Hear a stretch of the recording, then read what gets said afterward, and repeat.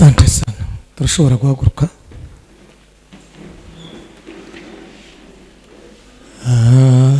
Naona pendo kubwa mno latoka kwa Mwokozi wangu, ni tele kama maji mengi yatembeayo bahari, yanitolea tumaini ya kwamba nitatiwa nguvu na niwe barite katika pendo la Mwokozi. Haleluya, haleluya, ni pendo linalo toka Mungu, Mungu wangu, nakuomba nijazwe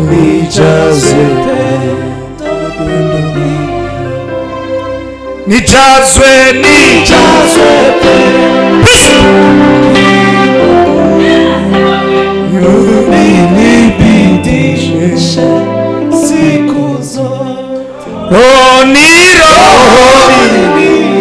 niwe na juhudi nitumikie Bwana Yesu. Asina so the time kwa watu waliopotea wafanishe pendo kubwa ulilo nalo Mungu wangu. Haleluya, haleluya,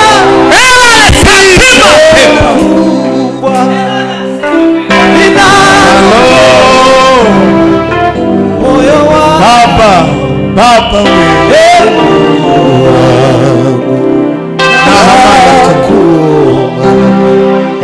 nijaze pendo. Data turagushimira, tuva mu bwiza twinjira mu bundi. Ngwino kugira ngo tuyobore, abari twe ari wowe uhabwa icubahiro. Mbaga y'abagaragu bawe bicaye hano, abagabo, abadamu, abahungu n'abakobwa, abanyabwenge bakomeye, intwari waze gukorera muri iyi si. Haleluya, ni pendo linalotoka moyo wangu, Mungu, nakuomba nijazwe pendo. Tuceceke muri uyu mugoroba, uzudwishurire icyo wateguye mu kigega cy'ijuru.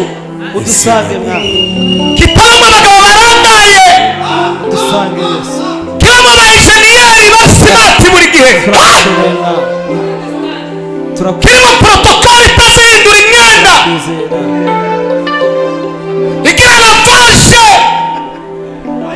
y'amakuvi zitabaho. Haleluya, linalotoka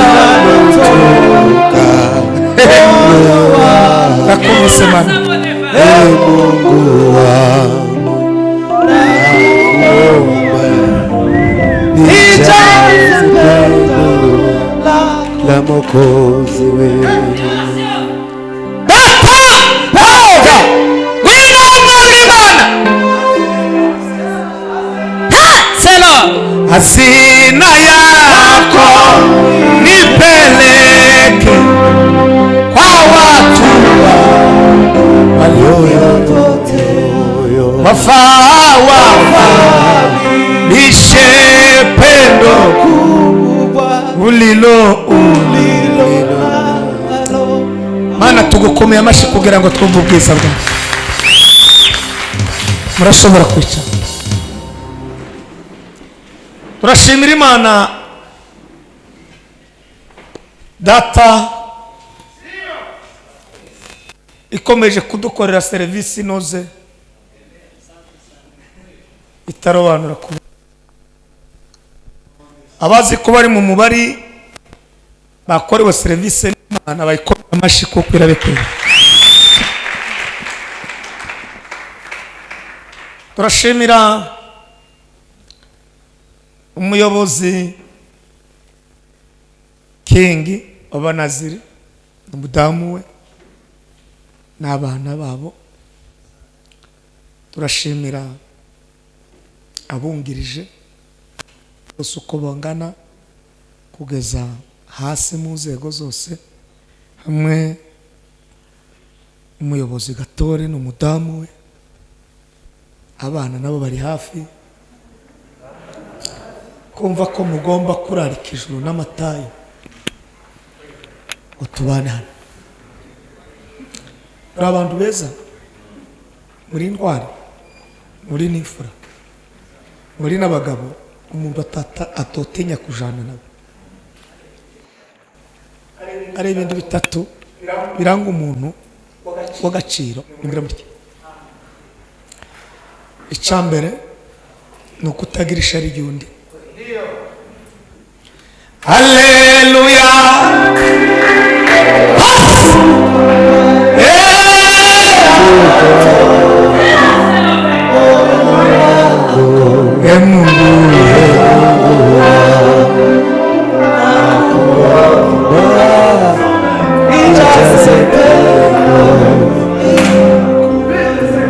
Gutanga haleluya mvuga ibindi bibiri bisigaye.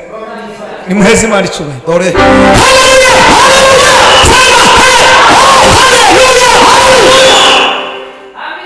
icyakabiri ni ugushigikira umuntu utazi, kuko ibi muri mu ubizi ni nyirabishobora ishizemo, ejo azakuramira biciye wenda ku bana bawe cyangwa se mu nzira z'Imana, kuko nigira password ya buri muntu wese. Iyo ubikoze ugafasha utazi, uba wiyubakiye company itazashira. Amen. Haleluya.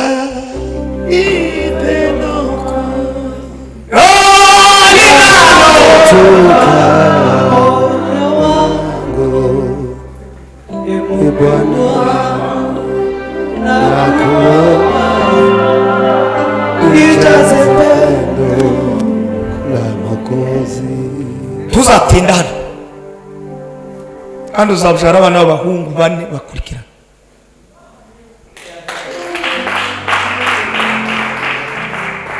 Ayo ni amakuru y'Uwiteka.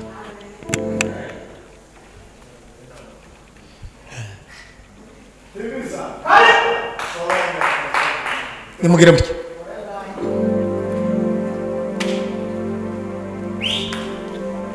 Haleluya.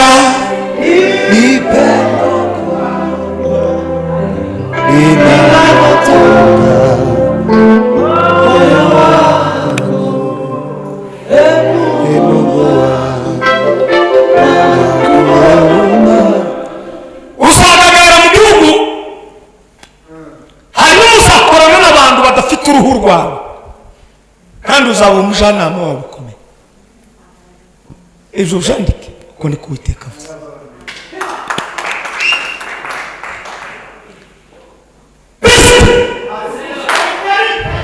Ngiye gutanga haleluya zibiri. Sinzi impamvu ejo bundi ujaje, kuko umukuru aha ngaha n'uwo gukora ibintu byiza. Katanga haleluya zibiri.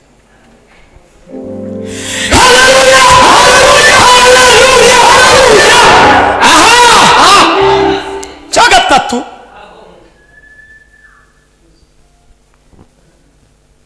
n'umuntu uguheza inzira z'ubwenge utarusanganywe ariko ubuhesha Imana icubahiro.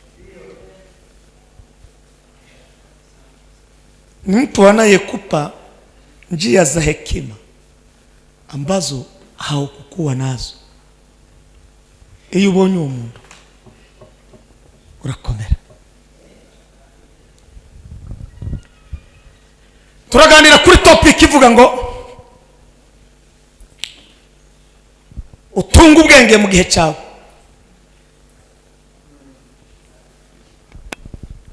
Utunga iki? Muhaguruke dusoma amagambo y'Imana. Utunga ubwenge mu gihe cyawe. Okay. Turasoma ibitabo bibiri. Umubwiriza ibice ni bibiri.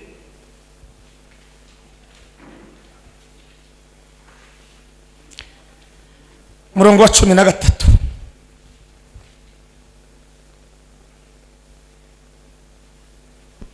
N'uwa 14. Turaririmba Zaburi ya 90 na 12. Twinjira muri topic ivuga ngo utunga ubwenge mu gihe cyawe. Ikaze gusoma ko habona. Mubwiriza ibice bibiri umurongo wa 13 haravuga ngo nuko mbona ko ubwenge uruta ubupfapfa sukuma nkuko umucyo uruta umwijima. Umuriro w'Imana. 14. Amaso y'umunyabwenge ari mu mutwe we, sukuma nawe umupfapfa agenda mu mwijima atabona. Naho nyamara nabonye ko amaherezo ya bose aramwe. Amen. Tusome turirimbe Zaburi. Zaburi 90 umurongo 12 umanuke. Utwigishe kubara iminsi yacu uburyo butuma dutunga imitima y'ubwenge. Amen. Amen. Twicare.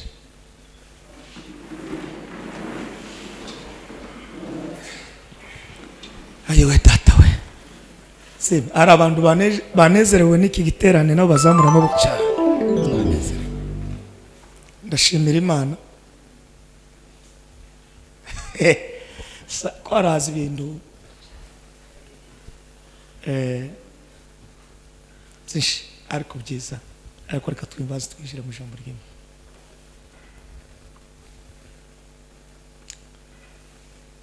Kuba Kristo mwese muri aha n'abakozi b'Imana batandukanye, umutima waje wuzuye ibyishimo kubabona. Nari mfite yombi corona itaraba ko wenda itazatinda ariko ngirango izikomeza kwisondora, ariko tushimiye Imana kwahiri naho yageze nuko yabigenje. Imana yakomeje kuba Imana. Kama mbasabye ngo dukomere Imana amashi kuko usubiye kuduhuza.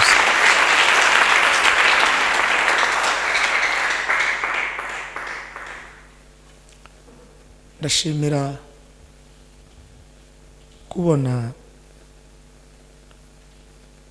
pasiteri umaze kutubwiriza wanejeje. Ikibazo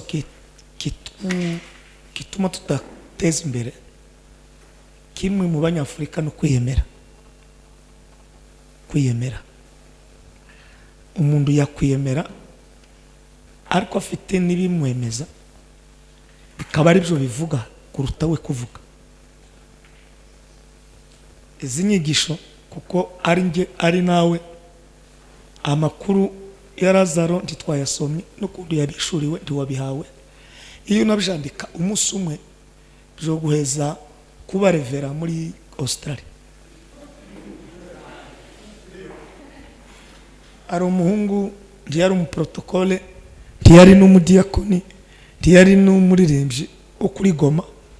None akandika inyigisho z'abamunongo, akandika n'inyigisho z'abandi bakozi b'Imana. Umunsi umwe abona visa ya Australia nako Canada, amaze kugerayo akaba afite mushiki wiwe usengana n'abazungu. Umuzungu aravuga ngo yabaye bize n'imirimo. Noneho abaza mushiki we none turabigenza gute ndi wabwiriza. Mushiki wiwe aravuga ngo hano hari umuntu kandi umuvuga butumwa ukomeye. Uko ndaragira no ku gatuti ariko zajya yandika inyigisho. Bamuhaye gatuti ajya muri topic imwe yakije umuriro. Umuzungu aramubwira ngo mbonye umurevera ndogisubiye no muri Afrika ubaye revera. Uwambwira ngo curange ngamusabwa nozana inyenda muvana. Nta muntu wonezerwa mwese munsiga mu rusengero. No kuvuga ngo biriya bije Imana yamushizemo kubikora mu gihe cye nibwo bwenge. Ko muri buka topic iravuga gute? Gutunga? Okay. Mundindiraho ngiranze nganira. Kandi ndasaba ko uyu munsi ndasa n'uwawe bigisha. Ndaba teacher uyu munsi. Ariko mutane. Kabashimiye Imana nageze hano usanga muri Nairobi. Imana yatugiriye neza. Mwaraje ndi mwaciye mu butayu bwishi. Twebwe na barevera kado twataye bwishi. Mwebwe ngo muze mwama mugera mu sana naba Franke namwe ndi data hariya namwe mwese. Ta muntu muto muri mwese murakomeye. Imana kuba yasubiye kuduhuza twese. Ndabasaba tuyikomera amashi kuko wakoze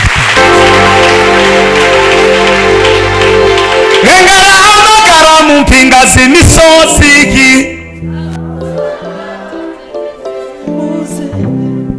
abubaye Imana mu misozi nimuze mujye umutsima wo kujijuka mubahe Imana kugira ngo mubahe Imana kugira ngo mubeho. Dusubira kwicara tugiye gutarama.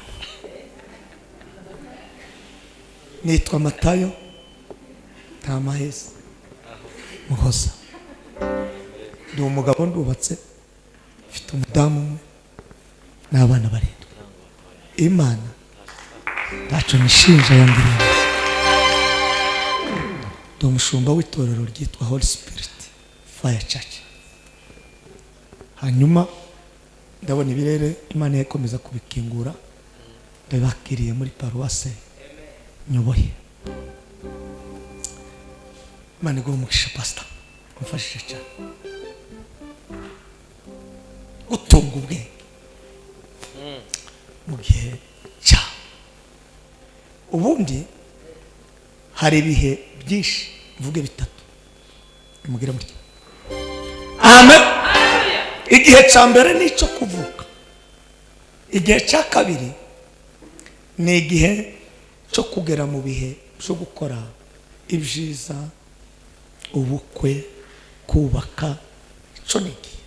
Hakaba n'igihe cyo gupfa. Ibyo bihe bitatu uri ku isi wese abicamo. Amahirwe rero yo muri ibihe bitatu hari bamwe muri twe aho twari dutuye naho mwari mutuye bamwe bageze mu gihe kimwe ngo bavuke gutya bama bapfa. Na nyina arapfa na se arapfa ariko ngewe nawe turiho twaravutse muri ico gihe. Amina. Ngo turangize turashaka n'abatarashaka namwe muzashaka. Amina. None dutegereje igihe twese kimwe cyo gupfa kandi nta muntu uzagikwemba. Hakaba igihe hakaba n'ijambo ryitwa ibihe.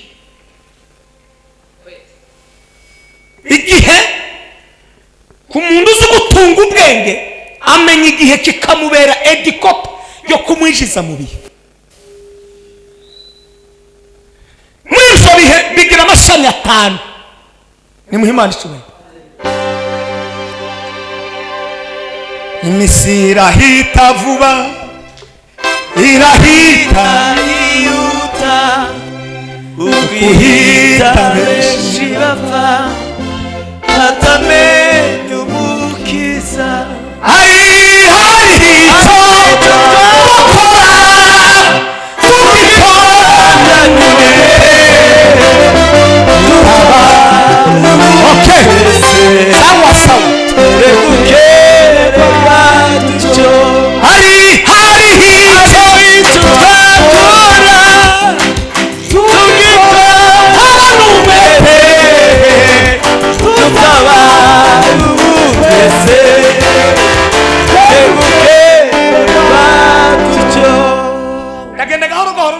ndashaka kubigisha kugira ngo mumenye ibintu bitanu. Ni muhezi bari cyubahiro. Sema haleluya. Icyambere gikomeye cyane nuko wewe ni wowe nta wundi wowe uhari usa nawe ukora nkawe. Umunsi utazimenya mu gihe cyawe nta wundi muntu uzakumenyera igihe cyawe.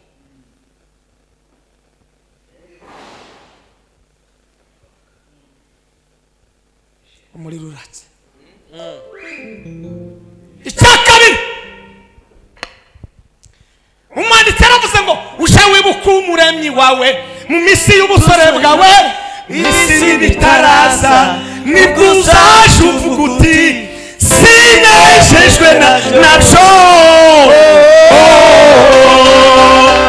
Mubwiriza aravuga, iriza aravuga ati byose ni ubusa, iby'isi ni ubusa.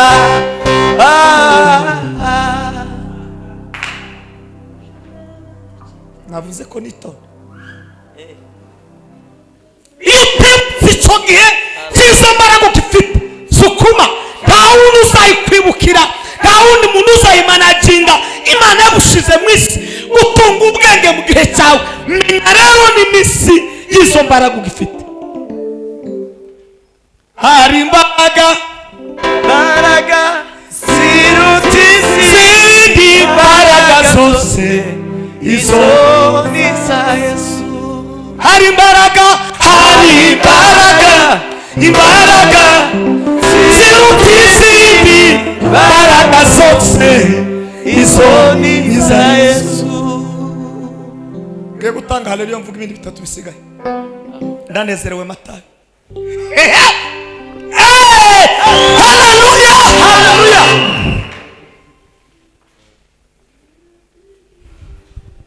Icya gatatu muri icyo gihe ni ukumenya agaciro k'umuntu, kujua thamani ya mtu. Ndabaza Frank, indege wagendeyemo ni wowe wayikoze? N'umunsi no mu Ruganda ni koze mu gihe cyabo cy'ubwenge bwabo barayikora. Ijuru riravuga ngo Frank azagendera muri iyo ndege. Ni ukuvuga hari izindi zizakorwa abana bazagenderamo. Noneho nutamenya iki gihe ngo unashake abana bawe ntabazaboneka, ariko numenye iki gihe ugashaka abana bawe bazaboneka, bagere ku uzaba wateguye mu gihe cya. Hari imbaraga ziruta izindi mbaraga zose, izo ni za Yesu. Hari imbaraga ziruta izindi mbaraga zose, izo ni za Yesu. Kujua thamani ya mtu. Ngiye kubivuga mu bintu bitatu, thamani ya mtu. Vuga ibindi bisigaye nindangiza manuke kugutunga ubwenge. Ndashaka kubashiramo ibintu by'ubutunzi. Niduhurira Australia muzavuge ngo twigeze guhura nawe, uduheze ubutunzi bukomeye. Muheze banditswe. Haleluya! Umuntu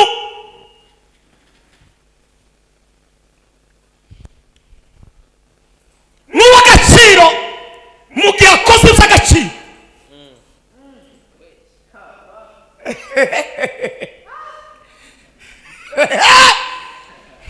Mtu ni wa thamani wakati anafanya mambo ya thamani. Isi zakwita kuri umuntu, ariko uhagararire mu izina ry'umuntu, ariko izavuga kuri w'agaciro wa muntu uraha warokotse, wamenye Imana, wakoze iby'agaciro. U Rwanda rero ntirukeneye abantu badakora iby'agaciro. Afurika ntikeneye abantu badakora iby'agaciro. Imana ikeneye abantu bakora iby'agaciro. Umunsi utazakora iby'agaciro, isi ntizabona kuko uri uw'agaciro. Habe n'Imana yakoresheje abantu kuko yabagize ab'agaciro. Turamo umuntu mu shusho yacu, asa natwe, agene nkatwe. Mu gihe utabikora iby'agaciro mu mushinga w'Imana yakuremanye, kurawugenza nabi. Tumia akili yako vizuri, na ujui linalokupasa. Shetani anakutamani wewe simama jipange sawa sawa. tumia Usiagilie kuzuri na utumaini nao kupasa. anakutamani wewe, simama Jipange sawa sawa. macho yako mbele, Hatua kulisonga mbele. Simama jipange sawa sawa. Macho yako mbele. hatua tumia Simama jiweke. Jipange sawa sawa. nimuzamure ibiganza nimuvuge ngo haleluya. uw'agaciro ugakora iby'agaciro, abantu bavuga ko kuri uw'agaciro.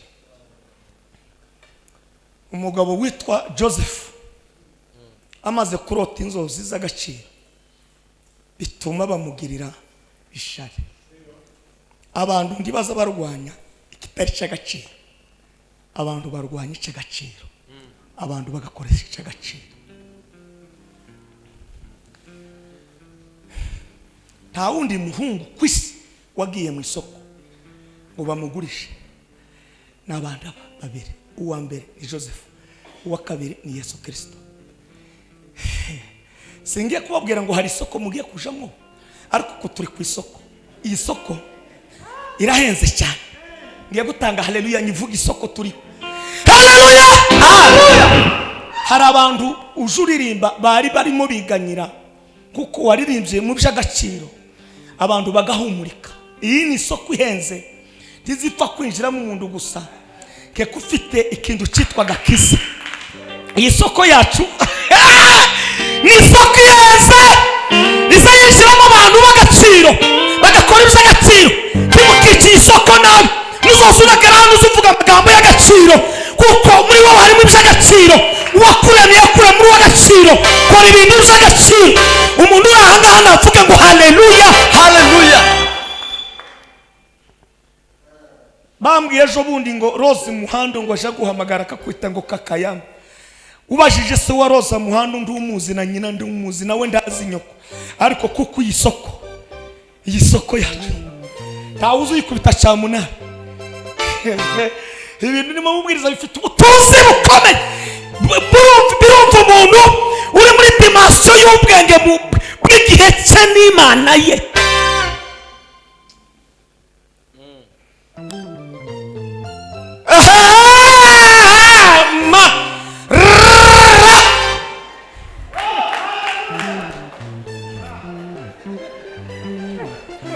iyo wakoze iby'agaciro uri ahantu hari agaciro, bituma ubona ibisubizo biri by'ahantu h'agaciro. igihe naririmbiye mu bibogobogo, baduhezaga amata tukayanywa ni meza, bakatuzimana n'ihene cyangwa se inkoko, ariko nta munsi nigeze ninjira mu ndege. reka ngubwire n'umenya ko uwa agaciro ugatunga ubwenge bw'Imana bukurimo mu gihe cyawe. isi dunia itakuwa siposa yako. narimo ngenda maze numva umuntu ankozeho, sanga ni Yesu w'i Nazareti. narimo ngenda maze numva umuntu ankozeho, sanga ni Yesu w'i Nazareti. umugabo umwe w'umuprofeseri i Butare yagiye ahantu mu birori ajana agashati ngo arangize bamwicaza inyuma, ngo arangize aravuga ati okay, abo bantu ndi baramenya kuko ndi uw'agaciro, reka noneho ndebe dimansiyo yabo aho igarukira. utunze ubwenge mu gihe cye akora iby'agaciro mu gihe cye, kandi Imana ikamupromotinga mu gihe cye. umugabo arataha aje kwambara kositime, arangije bamutambutse imbere kuko mu bwenge bwe na dimensioni ye aho yari igeze bamuzanira ibyo kurya. umugabo ngo abishira mu ikoti, noneho amasosi aramanuka, ahita asohoka arataha. ni ukuvuga ngo abantu b'abanyabwenge bari aho ngaho babonye kuko uyu muntu barebye ikoti, ntibabonye umuntu uko ari wo gaciro. reka ngubwire, inganda zihari ndi zikora abantu, ahubwo abantu nibo bakora inganda. nutunga ubwenge mu gihe cyawe uzatunga inganda, hanyuma isi kugoboke.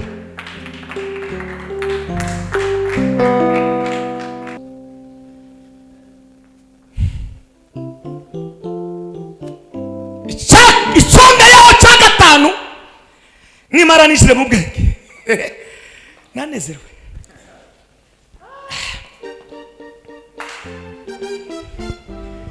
Waturemeye kuguhimbaza,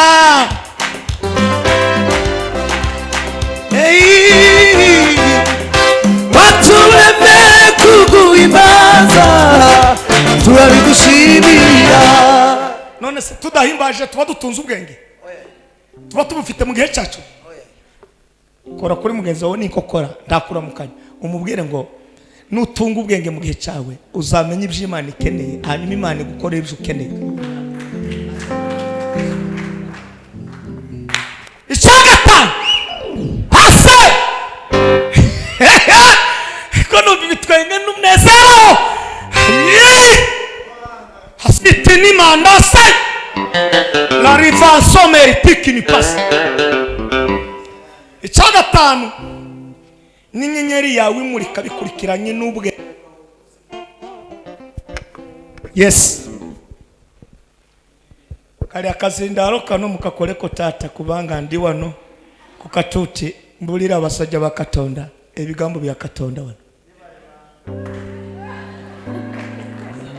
Okimanye kino ngekifude abali ku line ya YouTube ino tebagenda kutegera ikigambo. Mikrofone itari kuvuga bari kuri YouTube ntibakumva ijambo. Naye mwe mugenda kusanyuka naye abalala tebagenda kusanyuka. Mwe muri ishima ariko abari kuri YouTube ntago bashobora kwishima kuko naye ekigambo kino Katonda yakimpade kubanga nkiwawe naye muwe bamagezi mutambule n'amagezi kubanga Katonda atambula n'abantu bamagezi. Ariko iri jambo Imana yari impaye kugira ngo muzoba abanyabwenge muzoza mugenda mufite ubwenge kuko Imana ishaka abanyabwenge. Nagarutse rero nimuhaguruke dutanga haleluya zirindwi kuko numvise ari kintu tugiye kwinjiramo rero. Haleluya haleluya haleluya haleluya haleluya haleluya haleluya haleluya. Kipatwa na shida ndugu alama gocha walikupungukiwa fedha haya yote ni kwa muda tu, lazima ujipe moyo. Umwamini Mungu wako anaweza kukufanikisha. Anafanya njia pasipokuwa na njia, anafanya njia pasipokuwa na njia, anafanya njia pasipokuwa na njia. Mwambie Yesu, mwambie anaweza yote. Yesu mwambie atakushindia. Yesu mwambie Yesu mwambie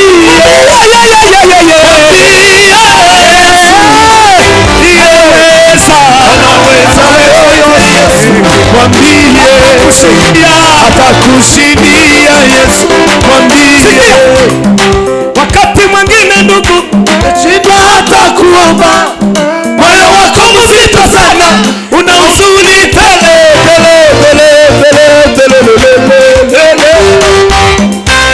Nakwambia usife moyo ndugu, umwamini Mungu wako ataondoa huzuni yote.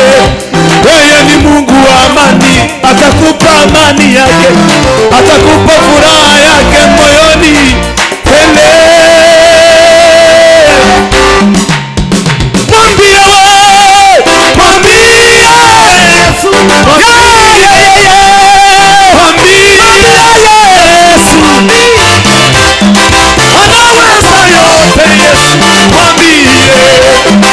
atakushindia. Mwambie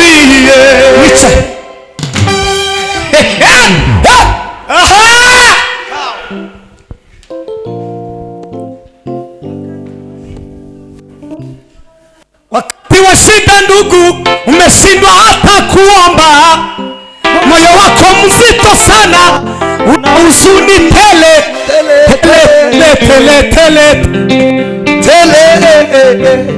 Nakwambia usife moyo ndugu, umwamini Mungu wako ataondoa huzuni yote. yeye ni Mungu wa amani, atakupa amani, atakupa furaha yake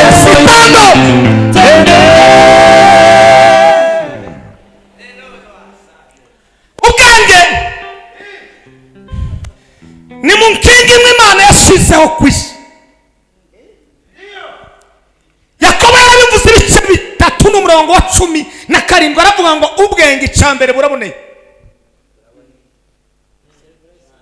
Iyo umuntu atuze ubwenge mu gihe cye akora ibiboneye. Iyo udakora ibiboneye ubwenge ufite buraho buri. Hari umuntu uvuga yarangiza ngo ndanezera ubwenge burashize. Bushize gute kandi Imana yaravuze ngo ubwenge buvuye mu ijuru bubana n'abatunze ubwenge buraboneye. Ahubwo ugeraho ugeze Imana ikakongeramo nubwo waba ufite isi ikagushaka pandi igihugu isi.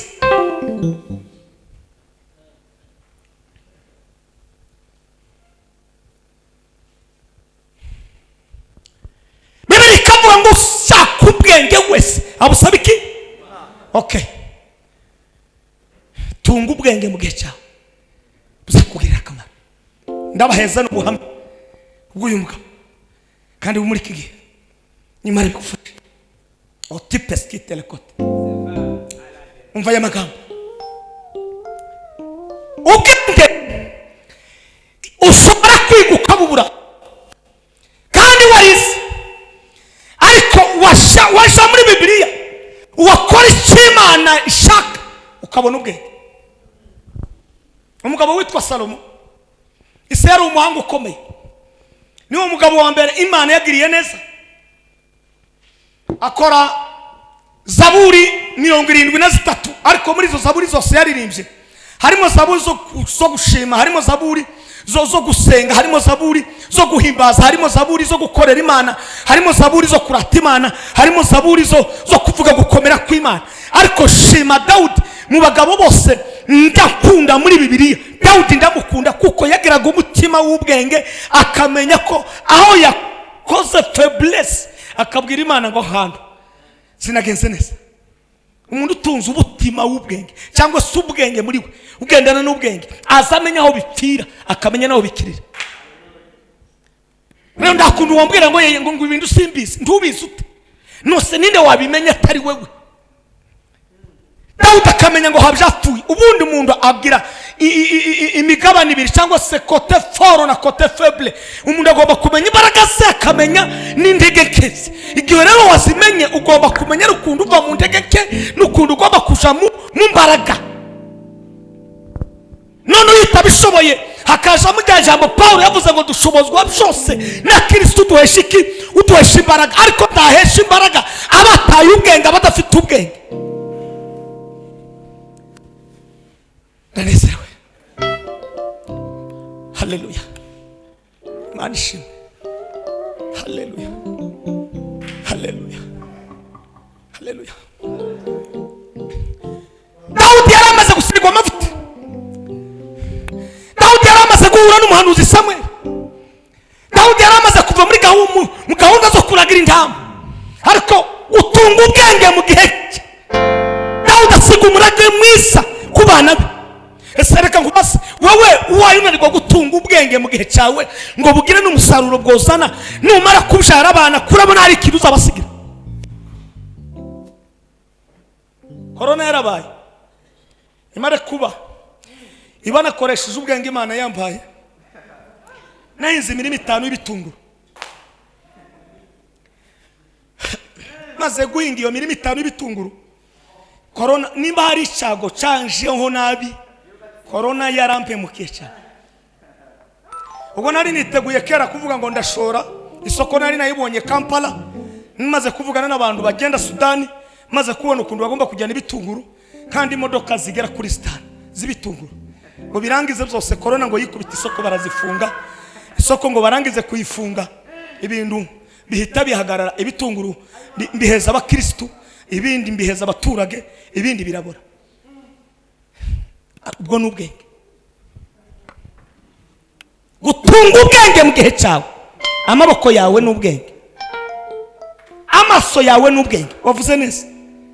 Zakayo yarimenye ngo arangize kwimenya, amenya ko ari umuntu uri hejuru muri kapasite ye, bituma avuga ngo kerekana urira igiti. Ariko mukurira igiti abashatse kujana Yesu ku musaraba haraka, kandi igihe kitaragera Yesu ahita demobiliza imivugire ye, aramubwira ngo Zakayo ururuka, uyu munsi ndataha iwawe. Ikindi cya kabiri, Yesu ntabwo yavugaga na Zakayo akiri hejuru, kuko Yesu aba hejuru, ntabwo agomba kuvugana n'umuntu uri hejuru ye.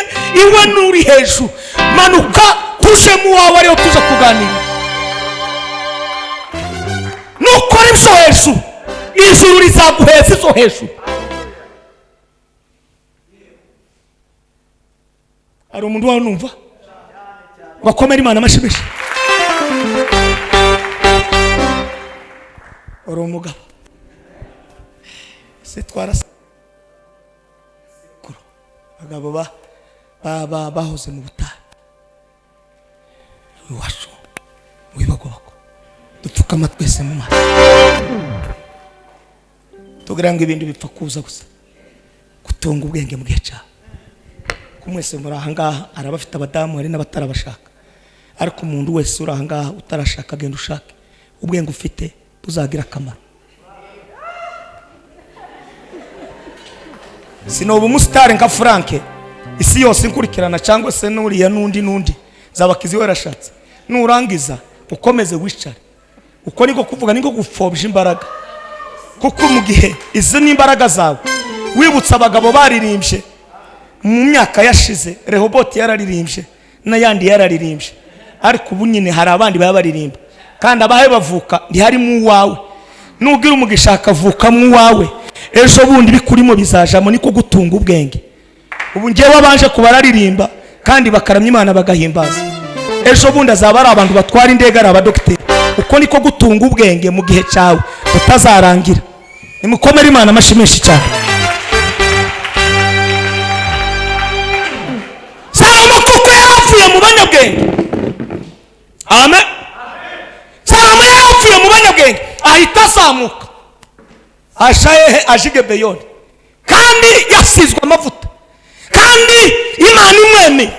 Azamuka Beyoni, azamukana n'amaturo. Imana ibonye icyo Salomo akoze, Imana iramubwira ngo usabe icyo ushaka. Iyo utunze ubwenge usaba iby'ubwenge, iyo utunze ubwenge ukora iby'ubwenge, iyo utunze ubwenge utegura iby'ubwenge, iyo utunze ubwenge usurwa n'abanyabwenge, iyo utunze ubwenge ufata isi.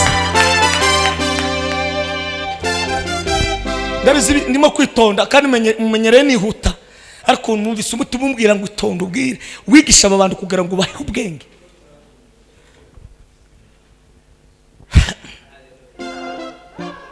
Ubajije uyu sekuru wenda ndarurira indege sinzi, ubajije na se wenda ndarayurira, ariko dore indege zikuzira kujana VIP, abanyamakuru bakaza kukubaza. Ubajije bene wanyu muvukana, nta abanyamakuru baraza kubabaza. Icyo ni igitangaza, ni ugukoresha ubwenge mu gihe cyawe. Ubutunzi mufite hano sinimuvuga kugira ngo ndobandure kuti ndimo gutanga akarorero kugira ngo ubyumve cyane. Numvise ubuhamya bwawe wavuze, numva ukundu wasenze, numva ukundu wari mu ishuri ikibungo, numva ukundu muvuka umuryango wanyu ubuhamya cyangwa ukurikirana cyane, vuga ukundu sha tugerega ngo bivuye hano numenye iki kintu. Reka nitangire. Haleluya, haleluya, haleluya. Ntiyahumutse aravuga ngo ndashaka ubwenge. Imana iyo wavuze ikintu kizima mu gihe cy'ubwenge yagushizemo, ikongerera kandi muri icyo gihe ibishanye n'ubwenge bwo muri icyo gihe, kuko ndiyo guheza ubwenge butari bwo muri icyo gihe cyawe, kandi guheza ubwenge bungana na kapasite ugomba kushera. Mwari masirimba twagaza dusirimba twe, nubu ndacasirimba kandi niho nakuye.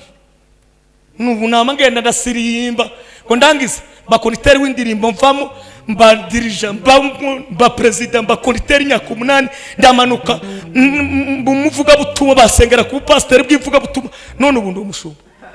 Iyo utunze ubwenge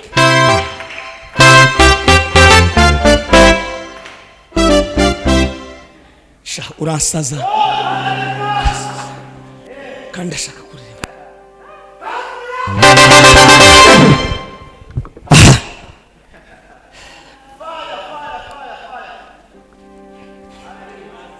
Iramubwira ngo n'ibyo udasabye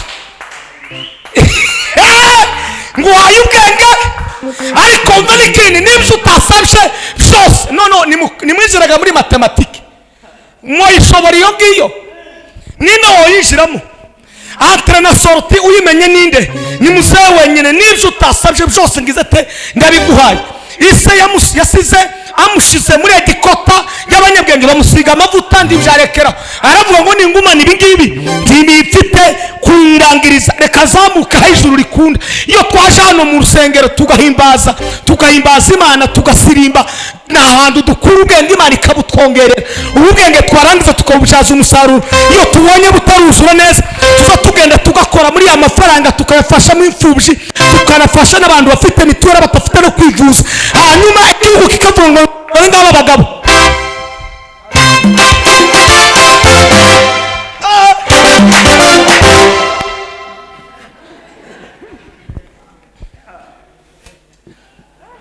hinga umurima y'ibiri w'ibigori n'ibishyimbo,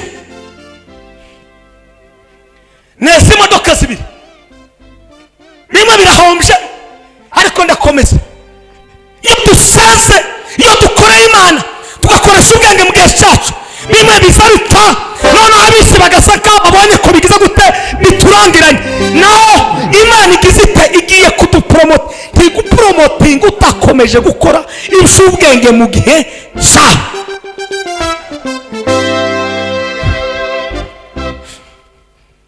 N'ibindi byose okay, none si ibyo bindi byose izabimanura.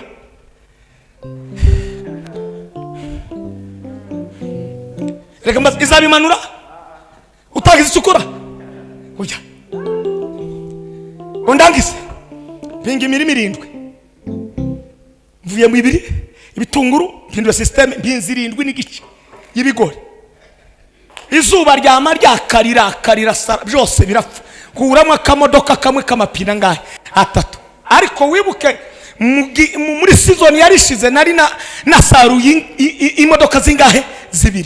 Noneho nkora dabu ndazamuka, noneho birapfa. Ubu nahinze n'imirima 2 y'ibinyobwa. Ndashaka kuvuga iki? Ubwenge mutuze ntubo gusirimba gusa.